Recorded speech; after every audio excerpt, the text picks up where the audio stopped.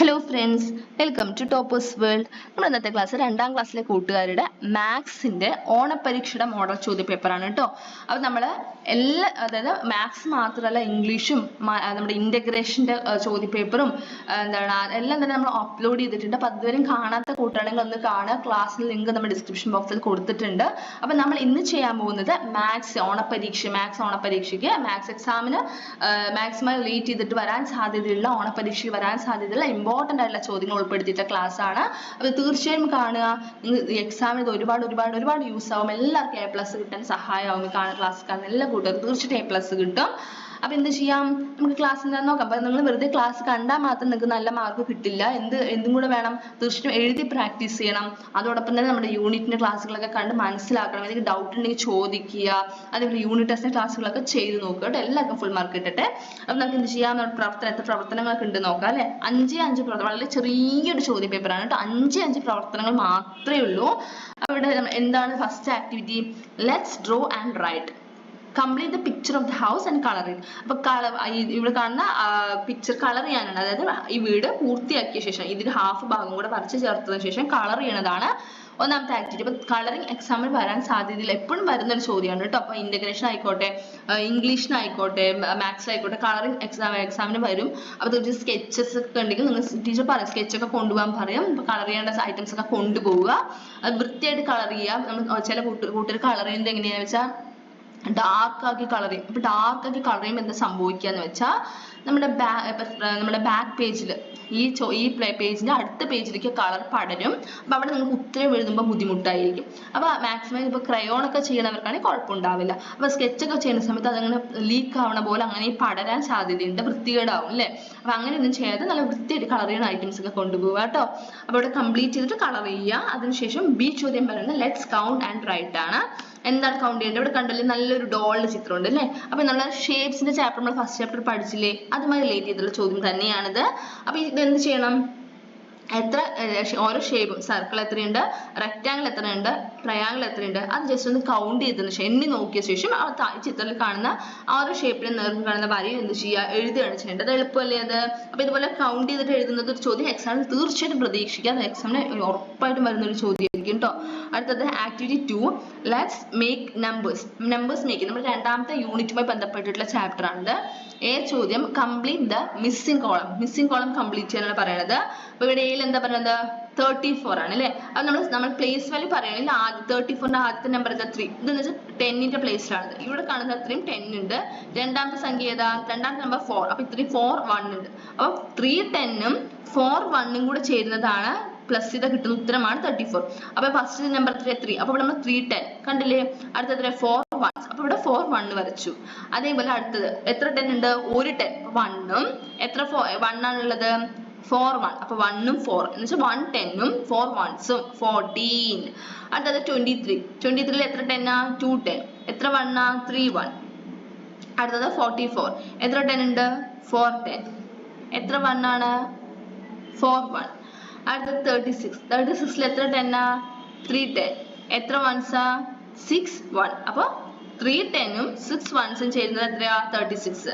ഇനി എന്ത് ചെയ്യണം, write these numbers from smallest to largest. ഈ നമ്മൾ കിട്ടിയ ഉത്തരങ്ങളെ ചെറുതിൽ നിന്ന് വലുതെന്ന രീതി എഴുതാനാണ് പറയുന്നത്. ഏറ്റവും ചെറുതിൽ നിന്ന് വലുതെന്ന രീതിയിൽ.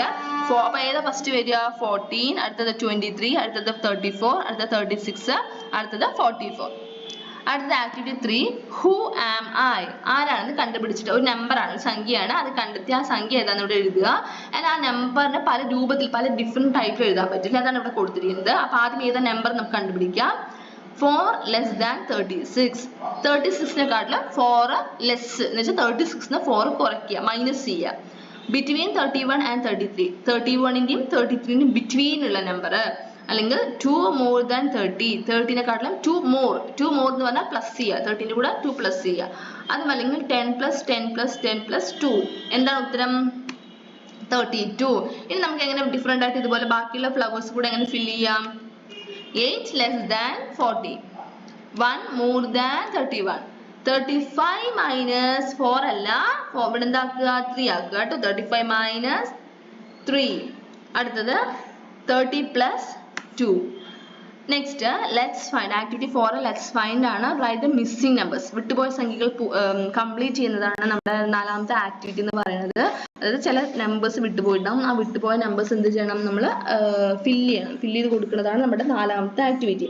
അപ്പൊ എന്താണ് നമുക്ക് ആദ്യത്തെ ചോദ്യം എന്താന്ന് നോക്കുകയാണെങ്കിൽ ചോദ്യം റൈറ്റ് ദ മിസ്സിംഗ് നമ്പേഴ്സ് ആണ്. അതായത് 99 ഉണ്ട്, 100 ഉണ്ട്, 101 ഉണ്ട്.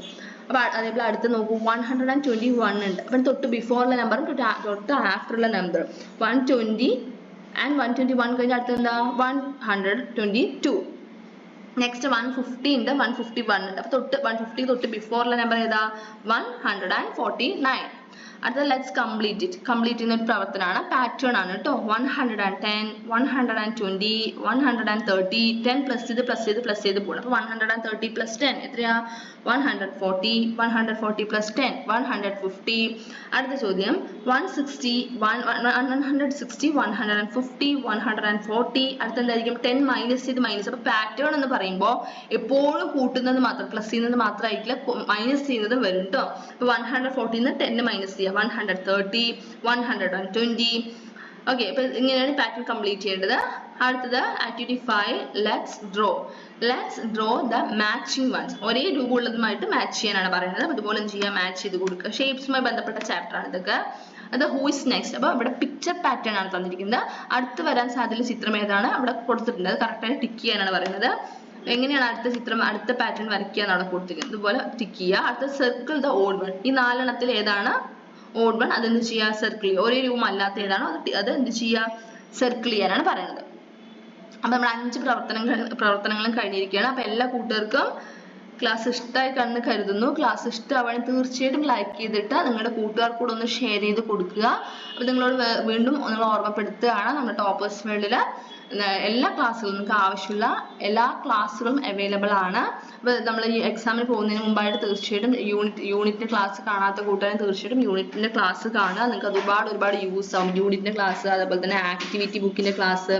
നമ്മൾ ആക്ടിവിറ്റി ബുക്കിന്റെ ക്ലാസ് ഒക്കെ നമ്മൾ കറക്റ്റായിട്ട് ഫുൾ ആക്ടിവിറ്റീസോട് കൂടിയാണ് നമ്മൾ ചെയ്തിരിക്കുന്നത്. എല്ലാ ആക്ടിവിറ്റീസും അതിനോടൊപ്പം അതിന്റെ ആൻസേഴ്സും അവൈലബിൾ ആണ്. അതോടൊപ്പം തന്നെ ആൻസേഴ്സ്, നമ്മുടെ യൂണിറ്റ് ടെസ്റ്റും ക്ലാസ് നമുക്ക് ഒരുപാട് ഹെൽപ്പ് ആവുന്ന യൂണിറ്റ് ടെസ്റ്റ് ക്ലാസ്സുകളായിരിക്കും. എക്സാമിന് വരാൻ സാധ്യതയുള്ള വളരെ ഇമ്പോർട്ടൻ്റ് ആയിട്ടുള്ള ചോദ്യങ്ങൾ ഉൾപ്പെടുത്തിയിട്ടുള്ള ക്ലാസ് ആണ് യൂണിറ്റ് ടെസ്റ്റ് ക്ലാസ്. നിങ്ങൾക്ക് തീർച്ചയായിട്ടും ഒരുപാട് യൂസ് ആവുന്ന ക്ലാസ് ആണ് യൂണിറ്റ് ടെസ്റ്റ് ക്ലാസ്. അപ്പൊ എല്ലാ ചാപ്റ്റേഴ്സും യൂണിറ്റ് ടെസ്റ്റ് ക്ലാസ് നമ്മൾ സെപ്പറേറ്റ് ആയിട്ട് നമ്മൾ അപ്ലോഡ് ചെയ്തിട്ടുണ്ട്. അപ്പൊ അതൊക്കെ തീർച്ചയായിട്ടും കാണുക. നിങ്ങൾക്ക് തീർച്ചയായിട്ടും ഒരുപാട് യൂസ് ആവുന്ന ക്ലാസ്സുകളാണ്. അപ്പോൾ ക്ലാസ് ഫുള്ളായി കണ്ടതിന് ശേഷം ഇഷ്ടമാണെങ്കിൽ ലൈക്ക് ചെയ്തിട്ട് നിങ്ങളുടെ കൂട്ടുകാർക്ക് കൂടെ ഒന്ന് ഷെയർ ചെയ്ത് കൊടുക്കുക. അപ്പോൾ ഇന്നത്തെ ക്ലാസ് നിങ്ങൾക്ക് തീർച്ചയായും ഇഷ്ടമായി കാണുന്നു കരുതുന്നു. ഇഷ്ടമായിട്ടുണ്ടെങ്കിൽ ലൈക്ക് ചെയ്യുക. അതുപോലെ നിങ്ങളുടെ അഭിപ്രായങ്ങൾ കമൻറ്റ് ചെയ്യുക. അപ്പോൾ ഇതുവരെ നമ്മുടെ ടോപ്പേഴ്സ് വേൾഡ് സബ്സ്ക്രൈബ് ചെയ്യാത്ത കൂട്ടുകാരാണെങ്കിൽ ഒന്ന് സബ്സ്ക്രൈബ് ചെയ്യുക. Thank you.